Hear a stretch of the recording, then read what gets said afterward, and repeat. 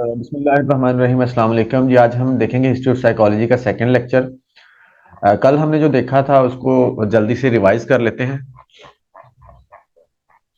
कल हमने basically psychology को डिफाइन किया था कि साइकोलॉजी क्या है। Psychology basically scientific study of mind and behaviour है। लेकिन हमने ये देखा था कि ये डेफिनेशन कैसे इमर्ज की है। सबसे पहली डेफिनेशन क्या थी, हमने देखा साइकोलॉजी है साइंस ऑफ सोल। एरिस्टोटल और रडोल्फ ने ये डेफिनेशन दी थी। साइंस ऑफ सोल बोला गया, सोल चूंकि मेटाफिजिकल फिनोमिना है, इसको इस पर एक्सपेरिमेंट नहीं किया जा सकता, इसको ऑब्जर्व नहीं किया जा सकता, इसको मैयर नहीं किया जा सकता, वेरीफाई नहीं किया जा सकता। तो फिर ये साइंस के असूलों के खिलाफ था, इसलिए ये डेफिनेशन रिजेक्ट हो गई थी। सेकंड डेफिनेशन में देखी साइंस ऑफ माइंड। ये भी उसी तरह का मामला था कि माइंड भी जो है मेटाफिजिकल है, उसको टच नहीं किया जा सकता, ऑब्जर्व नहीं किया जा सकता, देखा नहीं जा सकता, मैयर नहीं किया जा सकता। तो फिर इस वजह से ये भी उस तरह से कंप्लीटली उस साइंस के असूलों पर पूरा नहीं उतरता था, इसलिए ये भी रिजेक्ट हो गई। थर्ड डेफिनेशन हमारे पास साइंस ऑफ कॉन्शियसनेस। कॉन्शियसनेस भी बेसिकली उसी तरह से है कि जो हमारा जो डेफिनेशन है उस पर पूरा नहीं उतरता था कॉन्शियसनेस की डेफिनेशन भी, इसलिए इसको भी रिजेक्ट कर दिया गया। उसके बाद साइकोलॉजी है साइंस ऑफ बिहेवियर। ये वाली जो डेफिनेशन थी ना, साइंस ऑफ बिहेवियर, क्योंकि ये ऑब्जर्वेबल फिनोमिना है, इसको देखा जा सकता है, ऑब्जर्व किया जा सकता है, मैयर किया जा सकता है, एक्सपेरिमेंट किया जा सकता है। तो ये वो डेफिनेशन है जिसको मेजोरिटी ने एक्सेप्ट किया, जिस पर बहुत कम क्रिटिसिज्म हुआ। ठीक है, तो ये बेहतर डेफिनेशन थी पिछली डेफिनेशन से। लेकिन इसमें भी एक कमी थी, उसने उन्होंने बोला आपने ऑब्जर्वेबल बिहेवियर की तो बात कर ली, लेकिन वो चीज जिसको ऑब्जर्व नहीं किया जा सकता, यानी कि हमारा माइंड, उसकी आपने बात नहीं की, उसको इग्नोर कर दिया। तो फिर इस डेफिनेशन को बेहतरीन बनाने के लिए क्या किया गया, इसको बोल दिया गया science of psychology is the scientific study of mind and behaviour. Mind और बिहेवियर को इकट्ठा कर दिया गया। इसके बारे में एक इंटरेस्टिंग चीज ये है कि साइकोलॉजी ने सबसे पहले अपनी रूह को खोया। अब ये मतलब कैसे कैसे डेफिनेशन जो है रिजेक्ट हुई है और कैसे डेवलप हुई है। सबसे पहले साइकोलॉजी ने अपनी रूह को खोया। उसके बाद जनाब इसने अपने माइंड को खोया। उसके बाद अपने कॉन्शियसनेस को खोया। उसके बाद फिर जाके ये बिहेवियर की तरफ आई। ठीक है, यानी कि ये याद रखने का तरीका है कि पहले रूह की बात हुई तो रूह वाला रिजेक्ट हो गया, फिर माइंड की बात हुई वो भी रिजेक्ट हो गई, फिर कॉन्शियसनेस की बात हुई वो भी डेफिनेशन रिजेक्ट हो गई, फिर कहीं जाके बिहेवियर और माइंड की बात हुई है। तो ये इस तरह से इसको आप याद रख सकते हैं। फिर हमने देखा कि गोल्स ऑफ साइकोलॉजी डिस्क्राइब करना, एक्सप्लेन करना, उसके बाद प्रिडिक्ट और फिर लास्ट में चेंज करना। डिस्क्राइब करना क्या है कि क्या हो रहा है, उसके बाद एक्सप्लेन वो क्यों हो रहा है और कैसे हो रहा है। ठीक है, प्रिडिक्ट करना कि वो जो हमारे पास नॉलेज आया है, जो हमने देखा, डिस्क्राइब किया, एक्सप्लेन किया, उस बेस पे हम ये प्रिडिक्ट कर सकते हैं कि फ्यूचर में क्या हो सकता है। उसके बाद टू चेंज, उस वो जो फ्यूचर में होने जा रहा है या होना चाहेगा या होगा, या बेसिकली वो जो एबनॉर्मेलिटी है हम उसको चेंज कर सकते हैं जो प्रीवियस हमारे पास नॉलेज है उस बेस पे।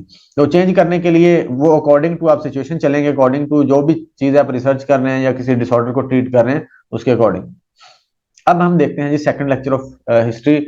इसमें भी थोड़ा सा इंट्रोडक्शन ही है, बेसिक चीजें हैं जो समझना आपके लिए जरूरी है आगे बढ़ने के लिए।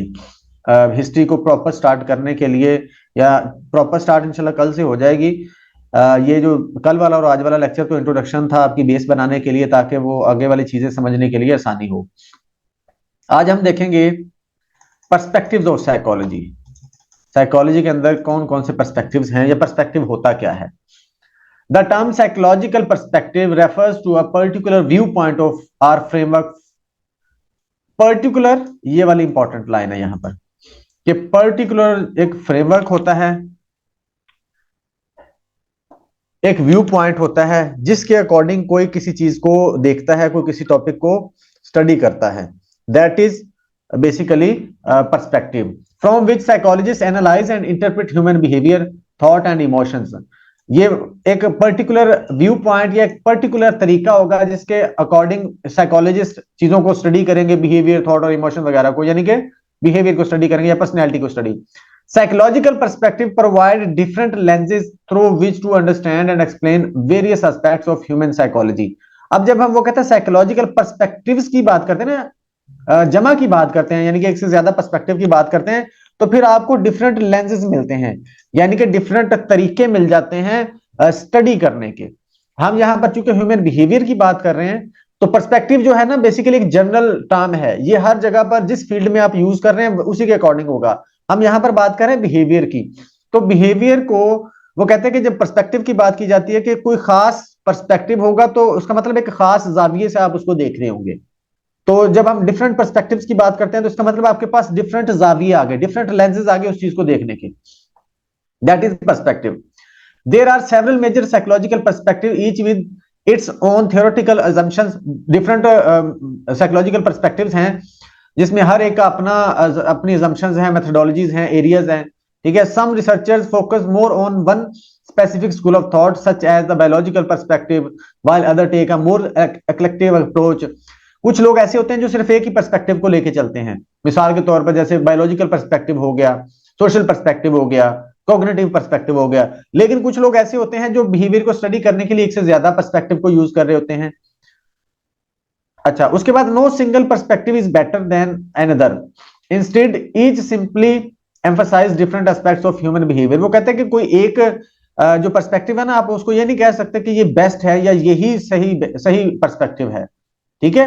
तो डिफरेंट पर्सपेक्टिव को आप जोड़ के ना बेहतर तौर पर स्टडी कर सकते हो। मिसाल के तौर पर पर्सपेक्टिव क्या होता है, मैं आपको एग्जांपल देता हूं। हमारे पास है यहां पर बिहेवियरल पर्सपेक्टिव। बेसिकली पर्सपेक्टिव को अगर मैं सिंपल अल्फाज में आपको समझाऊं तो ये देखने का एक जाविया है, ठीक है, तरीका है। जब हम बिहेवियरल पर्सपेक्टिव की बात करते हैं तो ये डील करेगा बिहेवियर को, हम बिहेवियर को स्टडी करेंगे, यानी कि बिहेवियर को ऑब्जर्व करके हम अपने रिजल्ट्स निकालने की कोशिश करेंगे, असम्पशंस बनाने की कोशिश करेंगे कि यार प्रॉब्लम क्या है। मिसाल के तौर पर कोई बिहेवियर अबनॉर्मली शो हो रहा है या अबनॉर्मल बिहेवियर शो कर रहा है, तो हम उस बिहेवियर की बेस पे रिजल्ट्स निकालने की कोशिश करते हैं कि यार बेसिकली प्रॉब्लम कहां पर आई होगी, ठीक है। इसके अलावा जब हम कॉग्निटिव पर्सपेक्टिव की बात करते हैं तो फिर हम हमारी जो कॉग्निशन है, फीलिंग, थॉट, इमोशंस वगैरह, उनको कंसीडर करते हुए बिहेवियर को देख रहे होंगे कि यार ये इस तरह से बिहेव कर रहा है तो इसके माइंड में क्या चल रहा है, इसके कॉग्निटिव प्रोसेसेस किस तरह से काम कर रहे हैं जो इस बिहेवियर को कॉज कर रहे हैं। तो ये बेसिकली एक देखने का जाविया होता है। चलो एक सिंपल सी एग्जांपल से मैं आपको समझाने की कोशिश करता हूं कि पर्सपेक्टिव क्या होगा। अब एक ना फर्ज कर लेते हैं आपका छोटा भाई बीमार पड़ गया है, ठीक है, छोटा भाई बीमार हो गया है। तो सबसे पहले आप उसके पास गई हैं या गए हो आप, तो आपने जाके क्या किया है, आपने सबसे पहले उसके माथे पे हाथ रखा है, ठीक है। ये आपका एक तरीका था चेक करने का बुखार को, ठीक है।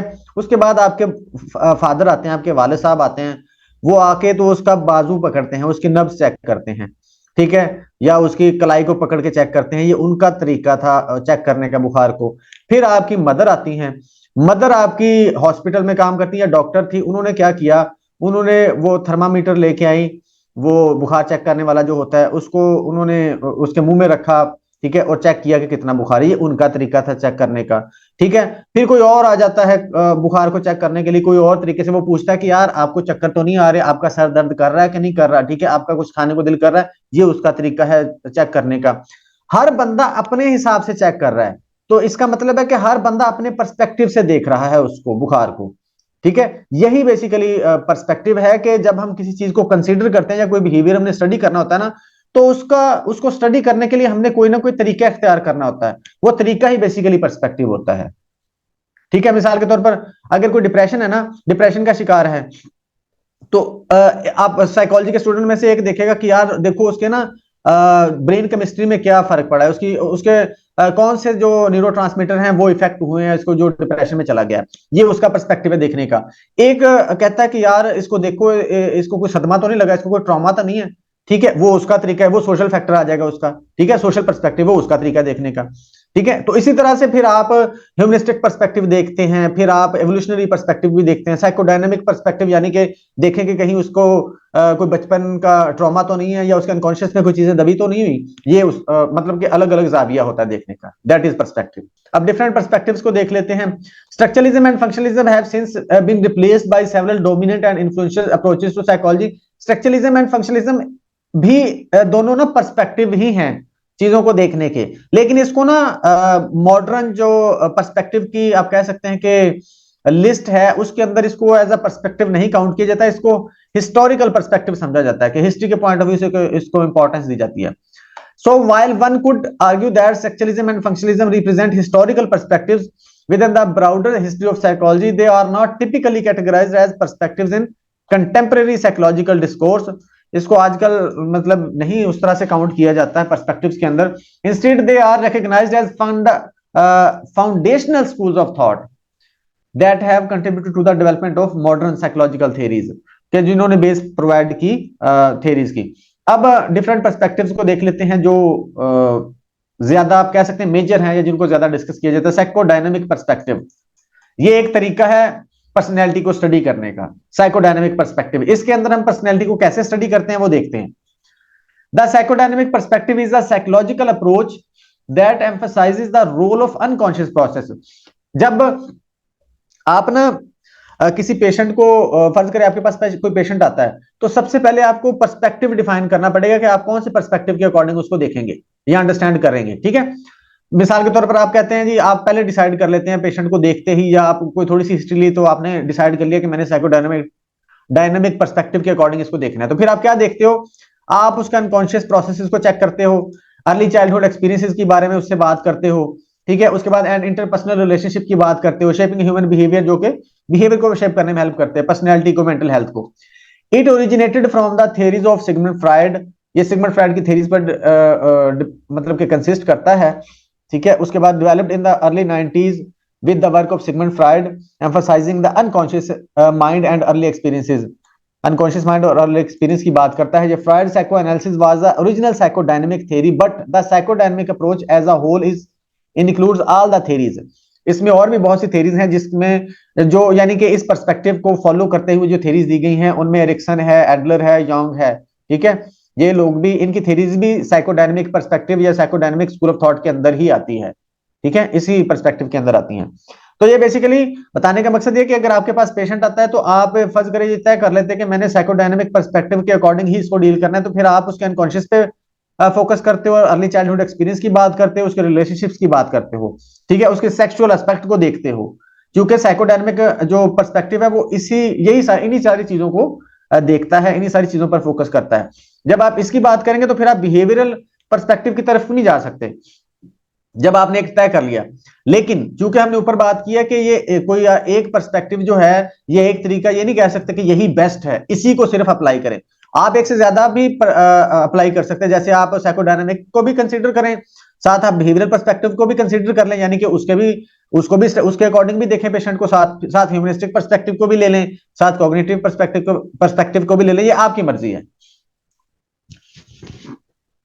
अच्छा, द बिहेवियरल पर्सपेक्टिव क्या? Perspective also known as behaviourism is a psychological approach that focuses on observable behaviours rather than internal mental processes. वो अब ये यहां पर देखें, वो बात करता है अनकॉन्शियस फोर्सेस की. साइकोडायनामिक ये कहता है कि हमने ऑब्जर्वेबल बिहेवियर की बात करनी है, इंटरनल प्रोसेसेस को ये वैल्यू ही नहीं देते. ठीक है, ये फर्क है इसमें कि जब आप बिहेवियरल पर्सपेक्टिव की बात करेंगे तो फिर आप ऑब्जर्वेबल बिहेवियर को ही डिस्कस करेंगे या उसी के ऊपर फोकस करेंगे, इंटरनल प्रोसेस की तरफ नहीं आप जाएंगे. अगर आप जा रहे हैं तो फिर इसका मतलब आपने साथ कोई और पर्सपेक्टिव भी इसके शामिल कर लिया. अच्छा, it emerge as a dominant force in psychology during the early 20th century. 20th century में ये डेवलप हुआ as a force, particularly through the work of Ivan Pavlov, JB Watson and B F Skinner. इनका जो है major work था. उसके बाद humanistic perspective है, थर्ड पर्सपेक्टिव हमारे पास. The humanistic perspective in psychology stands apart from others by its optimistic and empowering view of human nature. जो साइकोडायनामिक अप्रोच है वो बात करती है अनकॉन्शियस की, ये बात करता है ऑब्जर्वेबल बिहेवियर की. ह्यूमनिस्टिक अप्रोच क्या करती है? ये बात करती है इंसान की बेसिकली पर्सनैलिटी की बात करती है. ये ऑप्टिमिस्टिक अप्रोच है, इंपावरिंग अप्रोच है. ठीक है, it emphasise the inherent potential for growth. ये पोटेंशियल की बात करता है जो ह्यूमनिस्टिक अप्रोच है. सेल्फ एक्चुअलाइजेशन की बात करता है, सब्जेक्टिव एक्सपीरियंस की बात करता है. Unlike psychoanalytic theories focused on unconscious drives or behaviorist perspective concentrated on external stimuli, the humanistic perspective places the individual at center. वो कहता है कि जो अनकॉन्शियस साइकोडायनामिक है वो अनकॉन्शियस की बात करता है, जो बिहेवियरल है वो बिहेवियर की बात करता है, एक्सटर्नल स्टिमुलाई यानी उसकी बात करता है. लेकिन जो ह्यूमनिस्टिक पर्सपेक्टिव है ये इंडिविजुअल की बात करता है कि आप इंडिविजुअल को चेक करें, इंडिविजुअल के पोटेंशियल की बात करें, इंडिविजुअल के अच्छाई की बात करें, उसकी क्वालिटीज की बात करें, ना कि सिर्फ उसकी नेगेटिव साइड ही देखें।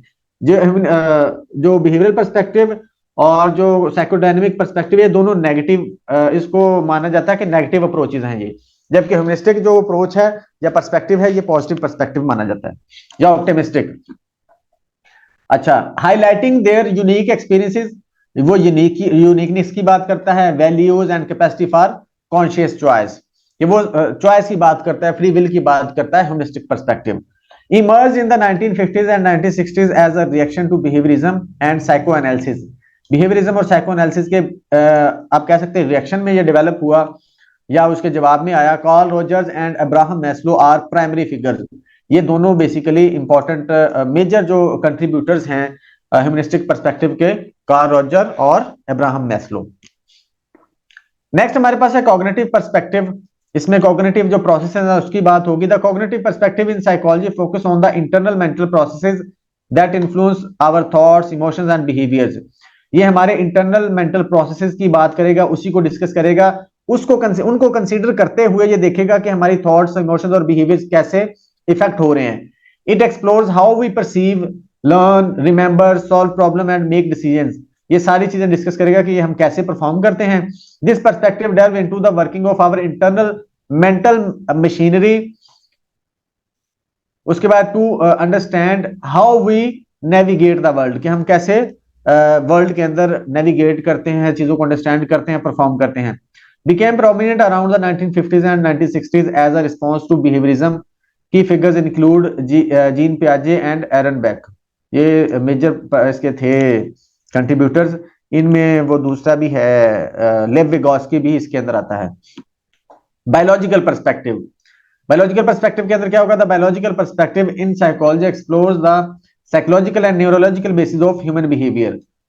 तो ये देखा जाए, सॉरी, फिजियोलॉजिकल और न्यूरोलॉजिकल बेसिस ऑफ बिहेवियर, यानी कि इसमें हमारा जो ब्रेन है ना और माइंड है वो सारे इसके अंदर आ जाएंगे। And mental processes, it focus on how our genes, brain structure, hormones and nervous system influence our thought, emotions and actions.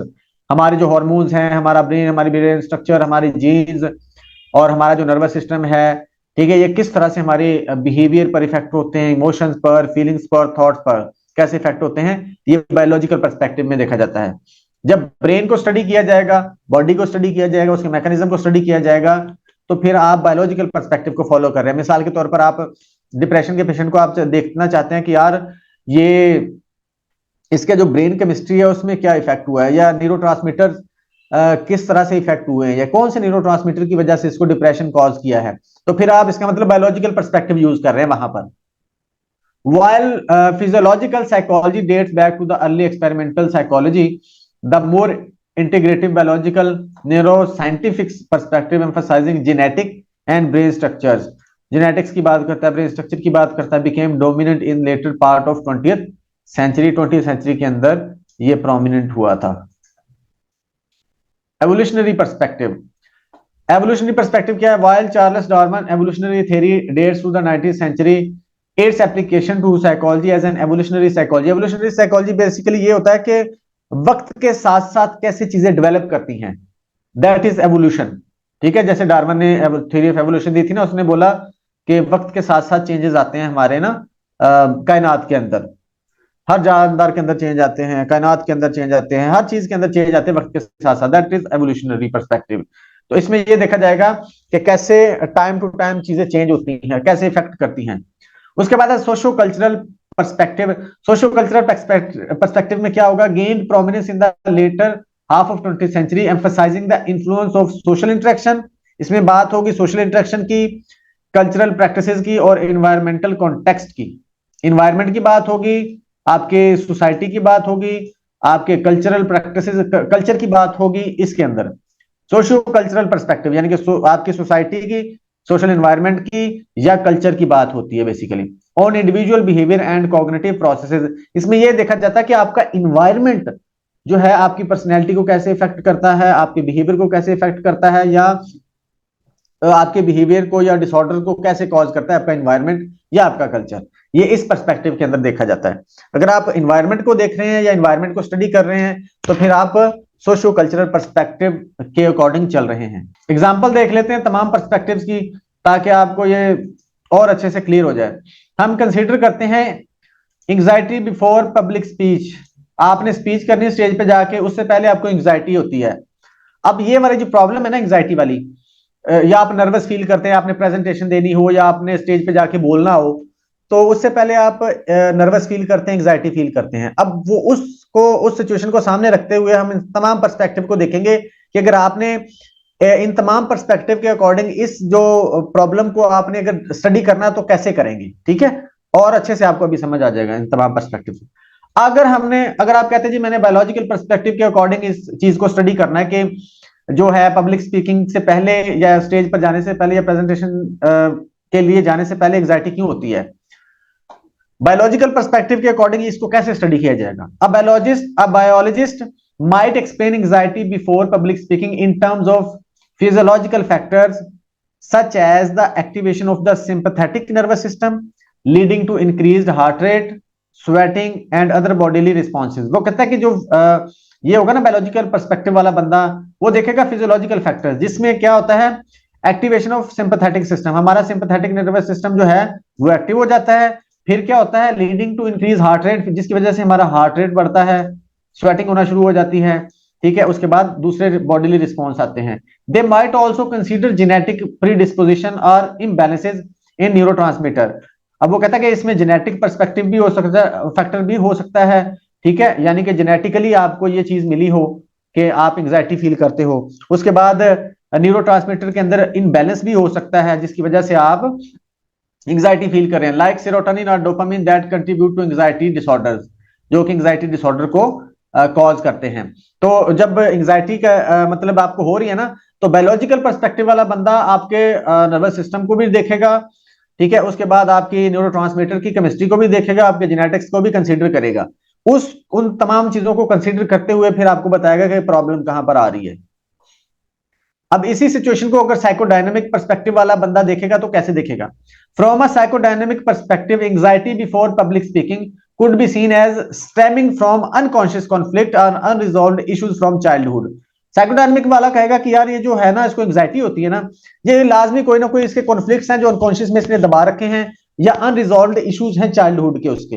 अब वो वाले जो इश्यूज उसने अनकॉन्शियस में दबाए हुए हैं ना, वो उसको सिचुएशन टू सिचुएशन तंग करते हैं और वो एंग्जाइटी कॉज कर देते हैं। For example the fear of being judged negatively by others might be linked too early experience of criticism और रिजेक्शन। अब वो कहते हैं कि हो सकता है फॉर एग्जांपल जज्ड बाय, वो सोचे fear of being judged negatively, अगर मैं स्टेज पर जाऊंगा या जाऊंगी तो मुझे नेगेटिवली जज किया जाएगा, ठीक है, मुझे नेगेटिवली परसीव किया जाएगा।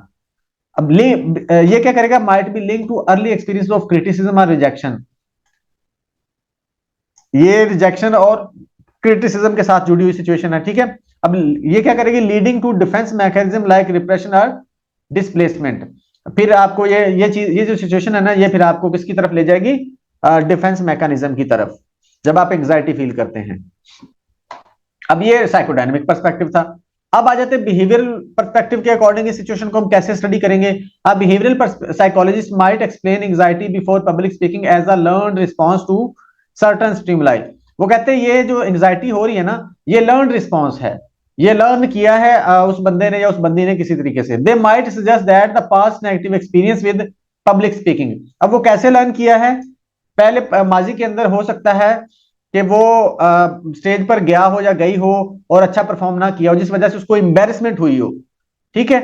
अब देखिए सच एज एम्बेरसमेंट और क्रिटिसिज्म, एम्बेरसमेंट हुई हो या क्रिटिसिज्म हुआ हो, have led to the development of conditioned fear response. फिर इस वजह से वो उसकी कंडीशनिंग हो गई और फियर रिस्पांस उसका आना शुरू हो गया, यानी कि एंग्जाइटी आना शुरू हो गई। ये बिहेवियरल पर्सपेक्टिव वाला बता रहा है, ये बिहेवियरल वाला बता रहा है कि कैसे ये डेवलप हुई होगी situation. Through techniques like systematic desensitization और exposure therapy they would aim to reduce anxiety. ये आगे उसने इलाज बता दिया कि कैसे आप कर सकते हैं, ठीक है। हमारा बेसिकली मकसद ये है कि इसको अंडरस्टैंड करना कि बिहेवियरल पर्सपेक्टिव से इस सिचुएशन को कैसे देखा जाएगा या स्टडी किया जाएगा। ये मतलब कहेगा कि यार ये चीजें लर्न हुई होंगी, लर्न कैसे हुई होंगी, कि हो सकता है कि वो माजी के अंदर उसने परफॉर्म किया हो, अच्छा ना परफॉर्म कर सका हो या कर सकी हो तो उसको एम्बेरसमेंट हुई हो, क्रिटिसिज्म हुआ हो, बुरा भला उस लोगों ने बोला हो, उस वजह से वो उसने सीख लिया, जब भी उसको परफॉर्म करने की बात आती है उसकी, तो वो एंग्जाइटी का शिकार हो जाता है या हो जाती है, ठीक है, वो पर्सन। या फिर उसने क्या किया हो, ये लर्निंग लाजमी उसके साथ ही हुई हो तो भी लर्निंग होती है। हो सकता है कि उसने किसी और के साथ बुरा होता हुआ देख लिया हो, यानी कि उसकी किसी फ्रेंड ने परफॉर्म किया, अच्छा परफॉर्म नहीं कर सका तो उसको एम्बेरसमेंट का सामना करना पड़ा, उसकी इंसल्ट की गई या उस पर क्रिटिसिज्म किया गया। अब वो वाली जो उसकी लर्निंग होगी अपने पर ऊपर भी उसने ले ली, तो हो सकता है कि वो लर्निंग वो फ्यूचर में उसको तंग कर रही हो। तो ये बिहेवियर पर्सपेक्टिव वाला इस तरह से इसको देखेगा। अब कॉग्निटिव पर्सपेक्टिव वाला कैसे देखेगा?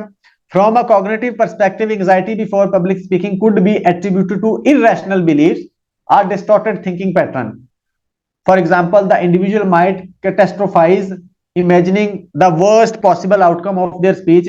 अब वो कहता है कि हो सकता है कि वो इरेशनल बिलीफ उसके आना शुरू हो गए हो, डिस्टॉर्टेड थिंकिंग पैटर्न उसके स्टार्ट हो गए हो। जैसा कि वो सोच रहा हो कि यार मेरा मैं अगर स्टेज पे जाऊंगा या जाऊंगी तो मैं अच्छा परफॉर्म नहीं कर सकूंगा, तो लोग मुझे बुरा भला कहेंगे या मुझे इंसल्ट करेंगे या मेरे पे हंसेंगे लोग। अब वो खुद से सोच रहा है, अज्यूम कर रहा है वो पर्सन जाने से पहले। और engage in negative self talk such as I will embarrass myself, यानी कि खुद से फिर नेगेटिवली बात करना शुरू कर देना कि मैं नहीं कर सकूंगा या कर सकूंगी, मेरे से नहीं होगा। Cognitive therapist would work to challenge these irrational beliefs. बाद में फिर इसका इलाज करने के लिए उसके इन बिलीव्स को क्या किया जाता है, चैलेंज किया जाता है। अब ये कॉग्निटिव पर्सपेक्टिव वाला इस तरह से इसको देखेगा कि इरेशनल थॉट्स आना शुरू हो जाए, इरेशनल बिलीव्स आना शुरू हो जाए कि मैं नहीं कर सकूंगा या अगर मेरे से गलत हो गया तो पता नहीं क्या हो जाएगा। ये उसका पर्सपेक्टिव होगा। अब उसके बाद आ जाते हैं ह्यूमनिस्टिक पर्सपेक्टिव वाला, इसको कैसे देखेगा? Humanistic psychologist might view anxiety before public speaking as a result of a lack of congruence between the individual self concept and the perceived demand of the speaking. अब वो कहता है जो डिमांड है और उसकी जो सेल्फ कॉन्सेप्ट है उसमें अगर कॉन्ग्रुएंस नहीं होगी ना, वो दोनों मैच नहीं कर रही होंगी, यानी कि जिस तरह की पर्सनैलिटी है उसी तरह की सिचुएशन हो तो बंदा इजीली डील कर लेता है। एक अगर आप भागने वाले को या दौड़ लगाने वाले बंदे को कहें दौड़ें तो क्या उसके लिए मुश्किल होगा? बिल्कुल मुश्किल नहीं होगा, वो तो कहेगा यार ये तो मेरे बाएं हाथ का काम है, ठीक है। अगर कोई बंदा अच्छा लिख लेता है तो अगर आप उसको बोलेंगे यार आपने लिखना है तो वो कहेगा यार मसला ही कोई नहीं, ये तो मेरे बाएं हाथ का काम है। अब अगर आप लिखने वाले को कहेंगे कि यार तूने दौड़ना है तो वो प्रॉब्लम हो जाएगी, वहां पर इनकॉन्ग्रुएंस हो जाएगी, यानी कि वो चीजें मैच नहीं करेंगी तो वो प्रॉब्लमेटिक हो जाएंगी फिर। They might explore how the fear of judgment or failure inhibits the individual's ability to express their true potential or authenticity. Through client-centered therapy, they would aim to create a supportive and non-judgmental. अब वो कहता है इसको इस तरह से ठीक किया जा सकता है। आगे आ जाते हैं एवोल्यूशनरी पर्सपेक्टिव।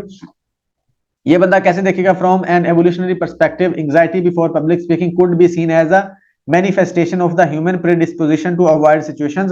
अब वो कहता है कि हो सकता है उसको पहले से कहीं मिला हो या उसका कोई प्रीवियस एक्सपीरियंस हुआ हो that threaten social status and acceptance within a group. The fear of rejection might have provided an evolutionary advantage by promoting social cohesion and cooperation. अब वो कहता है cohesion and cooperation। अब ये वाली क्या कहता है कि बेसिकली जो है ना एवोल्यूशनरी पर्सपेक्टिव के सिचुएशन उसके साथ पहले माजी के में उसके साथ कभी हुई हो तो आहिस्ता आहिस्ता, या फिर उसको कहीं से मिल गई हो या फिर उसने कहीं से चीजें ऑब्जर्व की हो, जैसे हमने ऊपर भी देखा, तो वो फिर आहिस्ता आहिस्ता उसकी वाली कंडीशन या फियर एंजाइटी वाला क्रिएट होना शुरू हो गया। This anxiety in social situation like public speaking may have evolved as an adaptive response to protect against potential social threats. अब खुद को सोशल थ्रेट से बचाने के लिए, जैसे कि क्रिटिसिज्म से बचाने के लिए, एम्बैरेसमेंट से बचाने के लिए, ठीक है, रिजेक्शन से बचाने के लिए, तो वो फिर रिस्पांस के तौर पर या आप कह सकते हैं कि कॉन्सिक्वेंस के तौर पर वो डेवलप हो गया। उसके बाद सोशियो कल्चरल पर्सपेक्टिव वाला अगर इसको देखेगा तो कैसे देखेगा? From a socio cultural perspective, anxiety before public speaking is understood as influenced by cultural norms, social societal expectations and social pressure. अब वो कहता है कि यहाँ पर सोसाइटी इन्वॉल्व होगी उसका ये बिहेवियर या ये एंजाइटी क्रिएट करवाने में, सोसाइटी उसका उसका आप कह सकते हैं इन्वायरमेंट, सोशल प्रेशर्स ये इन्वॉल्व होंगे। डिफरेंट कल्चर्स में value public speaking differently affecting individuals' perceptions of the activity. Social influences such as peer pressure, fear of judgment play a significant role। यानी कि peer pressure होगा दोस्तों का या साथियों का प्रेशर होगा या फिर fear of judgment होगा, ये सोसाइटी या आप कह सकते हैं इन्वायरमेंट इन्फ्लुएंस कर रहा है ना उसको। Play a significant role in exacerbating anxiety levels, anxiety बढ़ाने के लिए अपना रोल प्ले करेंगे। Social identity factors including ethnicity and socio economic status, ये भी एंग्जाइटी क्रिएट करेंगे। सिंपल सी मिसाल मैं देता हूं, अगर एक गांव वाला बच्चा आ जाए ना यूनिवर्सिटी के अंदर, वो बैकवर्ड एरिया से उठ के, तो गांव वाला बच्चा जब यूनिवर्सिटी में आएगा ना, तो वो वहां पर टोटली डिफरेंट इन्वायरमेंट को देखता है। ठीक है, अब वो उसका अपना इन्वायरमेंट भी उसको इन्फ्लुएंस कर रहा होगा, और वो करंट इन्वायरमेंट वो भी इन्फ्लुएंस कर रहा होगा या इफेक्ट कर रहा होगा नेगेटिवली, जिस वजह से वो एंग्जाइटी में चला जाएगा। ठीक है, अब एक बच्चा जो है वो बैकवर्ड एरिया से उठ के आया, पंजाबी में पढ़ा या उर्दू में पढ़ा, वो इंग्लिश वाले बच्चों के सामने अगर स्टेज पर परफॉर्म करने की कोशिश करेगा तो वो बड़ा उसको प्रॉब्लमेटिक हो जाएंगी चीजें। अब वो उसका इन्वायरमेंट, उसका जो कल्चर है वो उसको इफेक्ट कर रहा है negatively. Also contribute to the individual's experience with marginalized group potentiality facing additional stressors, कुछ और additional stressors भी रोल प्ले करेंगे। Additionally, cultural communication styles में shape individuals expectations and comfort levels in speaking situation। बाद में फिर इसको इस तरह से चीजों को ठीक किया जा सकता है, बेहतर किया जा सकता है। These are the perspectives, या आप कह सकते हैं way of taking the things, या way of study the situation या एनवायरनमेंट कह सकते हैं।